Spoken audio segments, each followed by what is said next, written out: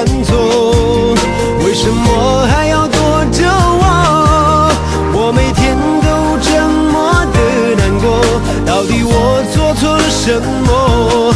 既然你并没有犯错，为什么还要不理我？你什么都不肯对我说，请你不要再沉默。沉默不是代表我的错，分手不是唯一的结果，我只是还没有想好该怎么对你说。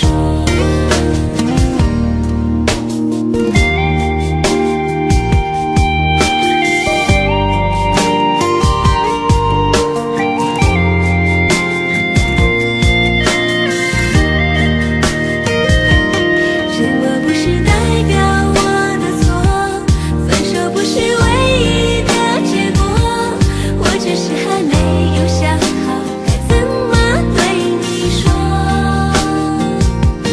沉默不是代表我的错，伤心不是唯一的结果，只想再听你说一次，你依然爱着我。既然你并没有犯错，为什么还要躲着我？我每天都这么的难过，到底我做错了什么？既然你并没有犯错，为什么